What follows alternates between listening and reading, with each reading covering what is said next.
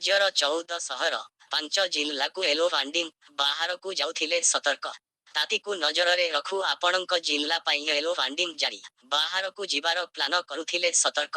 ଆଜି ରାଜଧାନୀ ଭୁବନେଶ୍ୱରରେ ପାରଦ ଛୁଇଁଛି 43.5 ଡିଗ୍ରୀ। ଏହା ଆହୁରି ବଢ଼ାଇବାର ସମ୍ଭାବନା ମଧ୍ୟ ରହିଛି।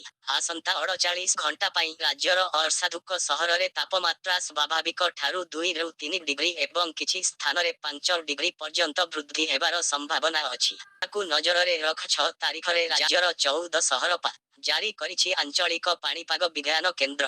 ଏହା ସହ ରାଜ୍ୟ 166 ଜାରି ରହିବ ଉଷ୍ମ ରାତିର ସ୍ଥିତି।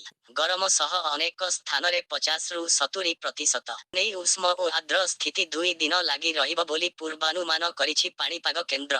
ଗ୍ରୀଷ୍ମ ପ୍ରବାହକୁ ଦୃଷ୍ଟିରେ ରଖ ବିଭିନ୍ନ ଜିଲ୍ଲାକୁ ସତର୍କତା ଜାରି କରାଯାଇଛି। କେନ୍ଦୁଝର, ଅନୁଗୁଳ, ବୌଦ୍ଧ, ନୟାଗଡ଼, ବଲାଙ୍ଗୀର ପାଇଁ ୟେଲୋ ୱାର୍ନିଂ ଜାରି କରିଛି ପାଣିପାଗ କେନ୍ଦ୍ର। ଉଷ୍ମ ତାତିର ସ୍ଥିତିକୁ ନେଇ ବଲାଙ୍ଗୀର, ବୌଦ୍ଧ, ଭଦ୍ରକ, କନ୍ଧମାଳ ୟେଲୋ ୱାର୍ନିଂ ଜାରି କରିଛି ପାଣିପାଗ ବିଭାଗ। ଛୋଟ ପିଲା, ବୟସ୍କ, ରୋଗାକ୍ରାନ୍ତି ଓ ଗର୍ଭବତୀ ମହିଳାଙ୍କୁ ଖରାକୁ ବାରଣ କରାଯାଇଛି। ଫଳରେ ଆସନ୍ତାକାଲି ମଧ୍ୟ ଆଜି ଭଳି ସ୍ଥିତି ଜାରି ରହିବ। ତେବେ ବର୍ତ୍ତମାନ ରାଜ୍ୟକୁ ଉତ୍ତର ପଶ୍ଚିମ ଦିଗରୁ ଶୁଷ୍କ ପବନ ରାଜ୍ୟକୁ ପ୍ରବେଶ କରୁଛି। ଫଳରେ ଉପକୂଳ ଓଡ଼ିଶାରେ ତାପମାତ୍ରା ବୃଦ୍ଧି ହୋଇଛି, ଯାହା ଚଳିତ ସିଜିନର ସର୍ବକାଳୀନ ରେକର୍ଡ ବୋଲି କୁହାଯାଉଛି। ଅନ୍ୟପଟେ ଏପ୍ରିଲ 7 ତାରିଖରୁ ବଦଳିବ ପାଗ। ରାଜ୍ୟର ଅଧିକାଂଶ ଜିଲ୍ଲାରେ ବର୍ଷା ସମ୍ଭାବନା ରହିଛି। କିଛି ଜିଲ୍ଲାରେ 7ରୁ 11 ସେମି ବର୍ଷା ହେବା ନେଇ ବିଭାଗ ପୂର୍ବାନୁମାନ କରିଛି। ପଶ୍ଚିମା ଝଡ଼ ପ୍ରଭାବରେ ସୃଷ୍ଟି ହେଉଥିବା ନିମ୍ନ ଚାପରେଖା ଫଳରେ 7, 8 ଓ 9 ତାରିଖରେ କାଳବୈଶାଖୀ ସହ କୁଆପଥର ବର୍ଷା କରାଇବାର ସମ୍ଭାବନା ରହିଛି। ଏହା ସହ ପବନର ବେଗ ମଧ୍ୟ 40ରୁ 50 ରହିପାରେ ବୋଲି ପାଣିପାଗ କେନ୍ଦ୍ର ତରଫରୁ ପୂର୍ବାନୁମାନ ହୋଇଛି। ପାଣିପାଗ ବିଶେଷଜ୍ଞଙ୍କ ଅନୁଯାୟୀ ଓଡ଼ିଶା ଉପକୂଳରେ ଗୁରୁଚାପ ବଳୟ ପ୍ରଭାବରେ ପ୍ରବଳ ମାତ୍ରାରେ ଜଳୀୟବାଷ୍ପ ରାଜ୍ୟକୁ ଆସିବ। ଅନ୍ୟପଟେ ପଶ୍ଚିମା ଝଡ଼ ପ୍ରଭାବରେ ସୃଷ୍ଟ ଟ୍ରଫ୍ ଲାଇନ୍ ଜଳୀୟବାଷ୍ପ ସଂସ୍ପର୍ଶରେ ଆସି ଘଡ଼ଘଡ଼ି ବିଜୁଳି ସହ ବର୍ଷା କରାଇବ।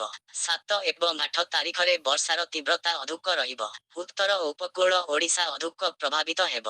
ଭୁବନେଶ୍ୱର ସହର ପାଇଁ ଏପ୍ରିଲ ମାସର ସର୍ବୋଚ୍ଚ ଦିନ ତାପମାତ୍ରାର ସର୍ବକାଳୀନ ରେକର୍ଡ ହେଉଛି 45.8, ଯାହା 2016 ମସିହା 11 ଏପ୍ରିଲରେ ରେକର୍ଡ ହୋଇଥିଲା। କେବଳ ଓଡ଼ିଶା ନୁହେଁ, ଝାଡ଼ଖଣ୍ଡ, ଉତ୍ତରପ୍ରଦେଶ ଭଳି ରାଜ୍ୟରେ ପ୍ରବଳ ତାତି ନେଇ ସତର୍କ ସୂଚନା ଜାରି କରିଛି ପାଣିପାଗ ବିଭାଗ।